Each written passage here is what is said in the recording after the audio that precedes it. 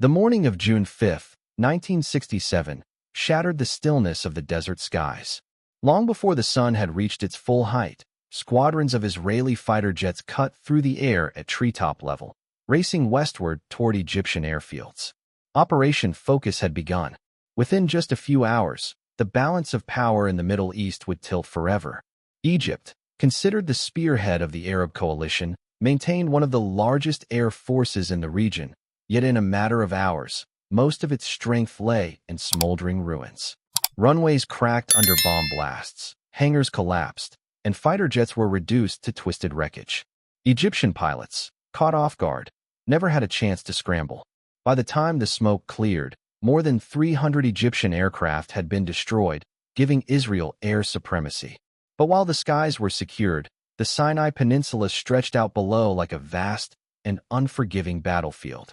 Covering an expanse of more than 60,000 square kilometers, the desert terrain was marked by endless dunes, rocky ridges, and scarce roads. Egypt's defense lines were dug deep into this wilderness, with bunkers, artillery, and armored units spread across the terrain from Gaza to Sharm el-Sheikh. The Israelis knew that despite their success in the air, the ground war would determine the outcome. Egypt's President Gamal Abdel Nasser had promised his people and his Arab allies that the Sinai would be the graveyard of Israeli forces. He had stationed tens of thousands of troops there, supported by hundreds of tanks, ready to repel any assault. Propaganda broadcasts echoed with confidence, assuring the Arab world that Israel would be crushed within days. Yet the reality on the ground was far more fragile. While Egyptian numbers were impressive, their coordination, supply lines, and morale were stretched thin. Commanders often lacked clear communication, and orders were inconsistent. For the Israeli Defense Forces, IDF, the challenge was enormous. They were outnumbered in manpower and tanks, yet they relied on speed, precision, and the element of surprise. General Israel Tau, architect of Israel's armored strategy, emphasized maneuver warfare over static defense. Tanks would spearhead deep thrusts into enemy territory, bypassing strongpoints and cutting off Egyptian units from behind. The objective was to encircle, confuse, and dismantle the Egyptian army piece by piece. On the morning of June 5, Israeli ground forces launched a massive push into northern Sinai. The Gaza Strip and Rafah area erupted in battle as Israeli armored brigades clashed with Egyptian positions. The roar of engines and the thunder of artillery echoed across the desert. Dust clouds rose into the sky as columns of tanks moved forward, their guns blazing. Egyptian defenders fought back fiercely, but Israeli tactics of rapid flanking maneuvers broke through their lines. Units that resisted were quickly surrounded and silenced, while others panicked and fled deeper into the desert. Further south, another Israeli column pushed through the central sector, advancing toward Abu Ageila, one of the strongest Egyptian defensive complexes. Abu Ageila was heavily fortified, bristling with bunkers, minefields, and artillery. It had repelled Israeli assaults in the 1956 Suez Crisis, and Egyptian commanders believed it was impregnable. Yet the IDF had studied it carefully and devised a daring plan. Instead of a frontal assault, they would coordinate armor, artillery, and paratroopers in a night attack designed to overwhelm the defenders from multiple directions. As daylight faded on June 5, Israeli artillery unleashed a devastating bombardment on Abu Ageila. The desert shook with explosions as shells rained down on Egyptian positions. Then, under the cover of night, Israeli paratroopers were dropped behind enemy lines, sowing chaos and attacking artillery batteries. Tanks surged forward, tearing through gaps in the defenses, while infantry stormed bunkers in close-quarters combat. The battle raged through the night, filled with the screams of wounded men, the crack of gunfire, and the thunder of tank shells. By dawn, Abu Ageila had fallen. The Egyptian line that was supposed to be unbreakable lay shattered, opening the way deep into Sinai. News of the collapse spread quickly through Egyptian ranks, triggering confusion and panic. Some units retreated in disarray, abandoning equipment and weapons in the desert. Others tried to regroup, but Israeli jets circled overhead, strafing convoys and cutting supply lines. Soldiers fled across the sands, their morale broken. Israeli commanders seized the moment, ordering relentless pursuit. Armored columns drove deeper into Sinai, pushing toward Ismailia and the Suez Canal. The first 24 hours of the war had transformed the battlefield. Israel had not only destroyed Egypt's air force, but also cracked open its ground defenses. Yet the hardest part still lay ahead. The Sinai Desert was vast, and many Egyptian divisions remained intact, capable of mounting counterattacks. The Israelis knew they had to keep moving, exploiting their momentum before Egypt could recover. Soldiers pressed forward with little rest, fueled by adrenaline and determination. For the men on the ground, the desert war was both brutal and surreal. Temperatures soared during the day, scorching soldiers in their tanks and vehicles, while nights grew bitterly cold. Sand clogged weapons, engines, and lungs. Water was scarce, and exhaustion gnawed at the troops. Yet the battles demanded every ounce of strength. Convoys of burning tanks littered the landscape, their twisted hulks marking the path of combat. Cries for medics echoed across dunes, mingling with the roar of engines and the thunder of jets overhead. The Sinai campaign was not just about territory, it was about survival and identity. For Israel, a nation barely 2 decades old and surrounded by hostile states, victory was a matter of existence. For Egypt, defeat would shatter Nasser's vision of Arab unity and diminish his role as leader of the Arab world. The fate of nations now played out in the unforgiving desert, where every ridge and wadi became a battleground. As June 5th turned to June 6th, the Sinai Desert remained ablaze. Israeli tanks surged forward, Egyptian forces scrambled to regroup, and the war entered its most decisive phase. What had begun as a surprise airstrike was now transforming into a full-scale desert conquest. And in the heart of the Sinai, the battle for survival raged on, mile after mile, under the burning sun. The fall of Abu Ageila sent shockwaves across the Egyptian command structure. What was supposed to be an impregnable fortress, defended by thousands of soldiers and layered with minefields, trenches, and artillery, had collapsed within hours. Cairo's military leadership could hardly believe the reports. Radio transmissions crackled with desperate calls for reinforcements, but the chain of command was breaking down. President Nasser himself, who had promised the Arab world a swift victory, now faced the grim reality that his army was crumbling in the Sinai. For the Israeli Defense Forces, the victory at Abu Ageila was more than symbolic. It was the gateway to the entire Sinai Peninsula. General Ariel Sharon, commanding the division that spearheaded the assault, wasted no time consolidating his success. His tanks and armored vehicles surged forward, cutting through retreating Egyptian columns. Dust clouds billowed into the sky as engines roared across the desert, Israeli units pushing deeper into enemy territory with relentless speed. But the battle was far from over. Egyptian forces still numbered in the tens of thousands, and many divisions remained deployed along key routes to the Suez Canal. The desert became a chaotic battlefield of advancing Israeli armor and disorganized Egyptian retreats. Convoys of trucks, artillery, and tanks clogged the few available roads, turning them into killing zones. Israeli fighter jets swooped down from the skies, strafing and bombing the traffic jams, leaving behind trails of smoke and destruction. Soldiers abandoned their vehicles and scattered into the sands, only to be hunted down by armored patrols.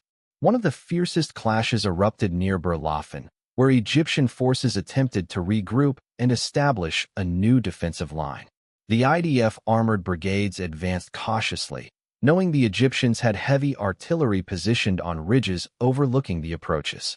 The desert air vibrated with the whistle of incoming shells, explosions sending plumes of sand skyward. Israeli tanks maneuvered in wide arcs, firing as they moved, their shells tearing into Egyptian armor. The battlefield became a fiery graveyard of burning tanks and shattered guns, yet the Israelis pressed on. By evening, the Egyptian line had disintegrated once again. Meanwhile, in Cairo, panic began to spread. Egyptian state radio continued to broadcast confident messages, assuring the people of victory, but soldiers returning from the front brought stories of disaster. Rumors of betrayal and conspiracies circulated, further undermining morale. Nasser and his generals attempted to organize a retreat toward the Suez Canal, but communication lines were collapsing. Units often had no idea where their commanders were, and orders were contradictory. The result was chaos, a mass withdrawal that quickly turned into a rout. For Israeli soldiers on the ground, the pursuit across the Sinai was both exhausting and surreal. They pushed forward without pause, navigating endless dunes under a scorching sun. Tank crews fought not only the enemy, but also the harsh conditions. Sand-clogged filters, engines overheated, and dust storms blinded entire units. Yet the sense of momentum drove them on. Every mile brought them closer to the canal, closer to a decisive victory. Civilians caught in the crossfire faced terror and uncertainty. Bedouin tribes scattered across the desert watched as columns of armor thundered past their settlements. Some fled into the wilderness, while others were trapped between advancing Israelis and retreating Egyptians. The war had transformed the Sinai into a wasteland of fire and fear, where survival was uncertain and loyalties were tested. As June 6th unfolded, the Israelis pressed their advantage with remarkable coordination. Their doctrine of speed and maneuver paid dividends. Instead of grinding frontal assaults, they encircled Egyptian strongpoints, cutting supply lines and forcing surrenders. Egyptian soldiers often found themselves surrounded without a fight, abandoned by their officers and left to wander in the desert. The disparity in morale was striking. Where Israeli soldiers felt driven by survival and purpose, many Egyptians felt betrayed and hopeless. The psychological toll of Israeli air dominance was immense. Every Egyptian convoy, every defensive line, every attempt to regroup was vulnerable to sudden strikes from the sky. Pilots flew sortie after sortie, striking tanks, artillery, and even individual vehicles stranded in the desert. Survivors recalled the terrifying sight of jets appearing out of nowhere, their bombs exploding with devastating precision. Without air cover of their own, the Egyptians were helpless. One particularly dramatic moment occurred near Arish, where thousands of Egyptian soldiers attempted to withdraw toward the canal. The roads became jammed with vehicles, stretching for miles. Israeli aircraft turned the retreat into a massacre, destroying convoys and scattering survivors into the sands. Eyewitnesses described scenes of chaos, columns of smoke rising from burning fuel trucks, soldiers running across dunes, abandoned tanks left smoldering under the sun. For many, the desert itself became a trap, swallowing men and machines alike. Israeli commanders understood that the key was not merely to defeat the Egyptian army, but to prevent it from regrouping. Orders were clear: maintain the pressure, give no respite, and drive the enemy all the way to the Suez Canal. The desert advance continued day and night, soldiers catching brief moments of rest beside their vehicles before pressing on. Radios buzzed with updates of collapsing Egyptian positions, while maps filled with arrows showing rapid progress westward. By the end of the second day, large swathes of northern and central Sinai were in Israeli hands. Egyptian resistance was sporadic and uncoordinated. Pockets of defenders fought bravely but were quickly overwhelmed. The once mighty Egyptian army, which only days earlier had projected strength and confidence, was disintegrating before the world's eyes. For the Israeli soldiers, victory felt within reach, yet the cost weighed heavily. Casualties mounted in desert skirmishes, and the relentless pace left men exhausted. The sight of burning vehicles and lifeless bodies scattered across the sands served as grim reminders of war's price. Still, the mission drove them forward. Each day brought them closer to the canal, closer to securing Israel's southern front, closer to reshaping the Middle East. As the sun set over the Sinai on June 6th, the desert glowed with the fires of battle. Columns of smoke rose against the horizon, marking the path of destruction. The war had already changed the course of history, but the climax was yet to come. Ahead lay the final push to the Suez Canal, a pursuit that would determine not only the outcome of the Sinai campaign, but the legacy of the Six-Day War itself. By the dawn of June 7th, the Sinai Desert had become a vast graveyard of abandoned vehicles, burning tanks, and scattered soldiers. The Egyptian army, once confident of victory, was in full retreat. Roads leading westward were choked with convoys of trucks, artillery pieces, and armored columns, all desperate to reach the safety of the Suez Canal. But safety was an illusion.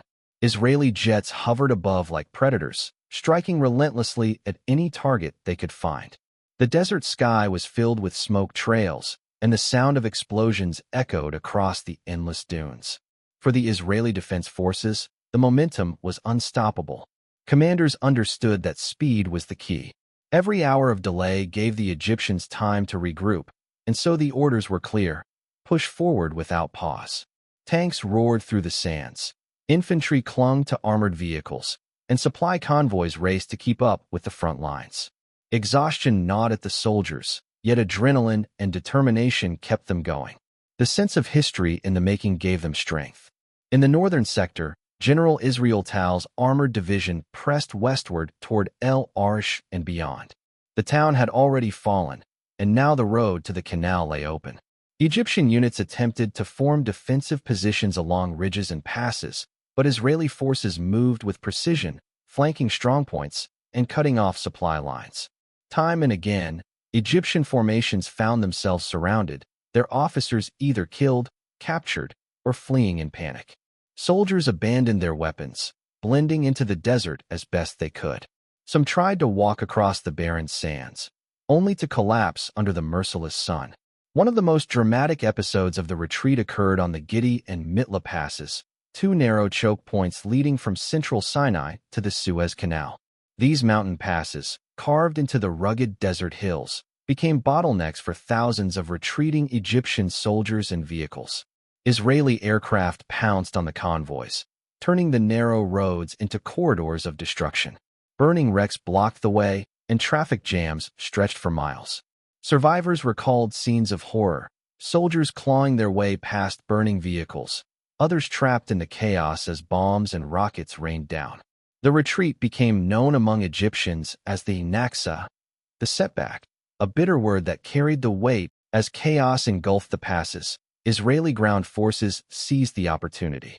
Paratroopers and armored brigades advanced swiftly, cutting off escape routes and capturing entire units. Prisoners poured in by the thousands. Many were dazed, dehydrated, and demoralized. They dropped their rifles and raised their hands, desperate for water more than anything else. Israeli soldiers, equally exhausted, shared rations and canteens, knowing that these men posed no threat anymore. The war had stripped them of fight, leaving only the human cost of defeat. In Cairo, the crisis deepened. President Gamal Abdel Nasser, who had promised to lead the Arab world to victory, now faced disaster. His generals reported collapse on all fronts, though official state broadcasts continued to claim Egyptian successes. But the truth could not be hidden for long. News of the rout spread through whispers and returning soldiers. Crowds gathered in the streets, some demanding explanations, others fearing that Israel might march all the way to Cairo. In desperation, Nasser contacted Jordan's King Hussein and Syria's leaders, urging them to continue fighting, but their own armies were also under pressure. The Arab world's unity, so loudly declared before the war, was unraveling under the weight of defeat. Meanwhile, the Israeli advance showed no signs of slowing. Units drove relentlessly toward the Suez Canal, the natural boundary between Sinai and mainland Egypt. For many Israeli soldiers, reaching the canal carried symbolic as well as strategic significance. It meant that Egypt's main defensive barrier was breached, that the enemy had been pushed to his very doorstep. Reports came in of Egyptian troops abandoning entire bases without a fight, their morale shattered. Israeli commanders marveled at the speed of the advance. What they had expected to take weeks was happening in days. But the cost was not forgotten. Every advance left behind Israeli casualties, men who had fallen in firefights or to hidden mines. Medics worked tirelessly, evacuating the wounded across the desert. Soldiers paused briefly to bury their comrades in makeshift graves, marking them with simple stones or helmets. For every victory, there was grief, and the soldiers knew the price of pushing forward. Yet they pressed on, because turning back was not an option. By the evening of June 7th, Israeli tanks had reached the outskirts of the canal. At Port Said in the north, at Ismailia in the center, and at Suez in the south, Egyptian forces were in disarray. Bridges across the canal were clogged with retreating vehicles, many of them abandoned under Israeli fire. Some soldiers attempted to swim across, desperate to escape, but many drowned in the attempt. The canal, once considered Egypt's shield, had become a witness to its army's collapse. For the Israelis, the sight of the Suez was electrifying. Soldiers climbed atop their tanks to gaze at the shimmering water under the desert sun. They had marched across the Sinai in just 3 days, a feat that stunned even their own commanders.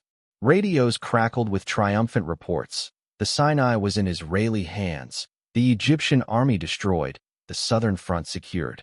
For many, it felt like a miracle, a survival against overwhelming odds, a victory that would echo across history. But amid the celebration, there was unease. Commanders debated whether to cross the canal and strike into mainland Egypt. Some argued it would cripple Egypt completely. Others warned it would provoke superpower intervention. The decision, ultimately, was restraint. Israel would hold the Sinai, not push beyond. Yet the message was clear. The Egyptian military had been shattered, and Israel's survival was no longer in question. On June 8th, the dust began to settle. Columns of Israeli armor lined the banks of the canal, their barrels pointing westward as soldiers rested beside them. The desert was littered with the wreckage of war, smoldering tanks, twisted trucks, and endless lines of prisoners. Reporters who arrived at the scene described it as apocalyptic, a landscape transformed by fire and steel. The world was stunned at the scale of Israel's success. For Egypt, the loss of Sinai was not just territorial, it was psychological. The defeat shattered the image of Nasser as the unshakable leader of Arab nationalism. The armies that had promised to liberate Palestine had instead lost Jerusalem, the West Bank, Gaza, and now Sinai. For Israel, the victory was overwhelming, but it carried new challenges. Occupying vast territories and ruling over hostile populations would ignite new conflicts in the years to come. Still, in that moment, on the banks of the Suez Canal, Israeli soldiers felt a mixture of exhaustion, pride, and disbelief. They had marched further and faster than anyone had imagined, rewriting the map of the Middle East in less than a week. The Sinai campaign was over, but its consequences were only beginning. When the guns finally fell silent on June 10, 1967, the Middle East was unrecognizable. In just 6 days, the geography of the region had been rewritten, and with it, the political destiny of millions. Israel had captured the Sinai Peninsula from Egypt, the West Bank and East Jerusalem from Jordan, and the Golan Heights from Syria. For a nation smaller than many American states, the scale of the victory was staggering. But behind the triumph lay a new and uncertain reality. In Israel, the atmosphere was euphoric. Crowds filled the streets of Tel Aviv and Jerusalem, waving flags and singing songs of celebration. Soldiers returned from the front to a hero's welcome, carrying with them stories of impossible battles won against overwhelming odds. Newspapers proclaimed the victory as miraculous, a moment of survival that secured the young nation's future. For many Israelis, the capture of East Jerusalem and the Western Wall carried deep spiritual meaning. It was not just a military triumph, but a return to a sacred past. Soldiers who had never considered themselves religious wept openly as they touched the stones of the wall, believing that history itself had turned in their favor. Yet amid the joy, leaders understood the weight of their new burden. The war had given Israel vast territories, but also millions of new inhabitants, Palestinians in Gaza and the West Bank, Syrians in the Golan. The question of how to govern these populations would soon dominate politics. Was Israel to hold the land permanently, return it in exchange for peace, or seek some middle ground? No clear answer emerged, but the seeds of future conflict were already planted. In the Arab world, the mood was very different. What had begun with promises of victory ended in humiliation. Egypt's President Nasser went on radio and television to announce his resignation, taking responsibility for the disaster. Crowds poured into the streets of Cairo, not to cheer his departure, but to demand he remain in power. For many Arabs, Nasser was still the symbol of resistance, and his departure would mean admitting total defeat. Bowing to popular pressure, he withdrew his resignation and remained in office, but his aura of invincibility was gone. The Naksa, the setback, was etched into the Arab consciousness, a wound that would not heal quickly. Jordan too was left devastated.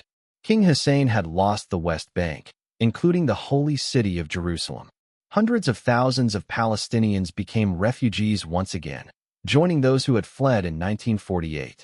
The king, who had gambled his throne by entering the war, now faced the impossible task of ruling a kingdom twice filled with displaced people, anger, and despair.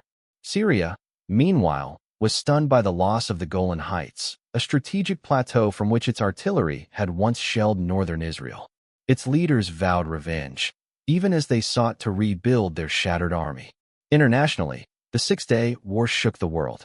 The United States and the Soviet Union, locked in their Cold War rivalry, watched events unfold with alarm.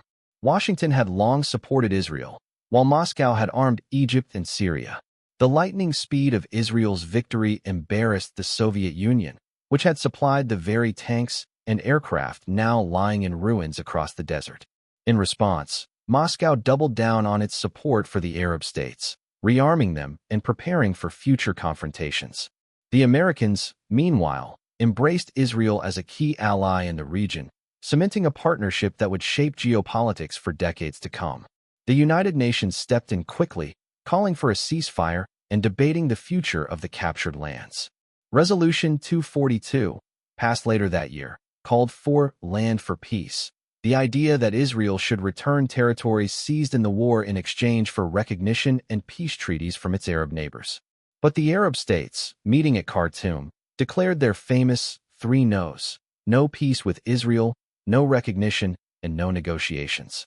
The gap between battlefield reality and political possibility had never been wider.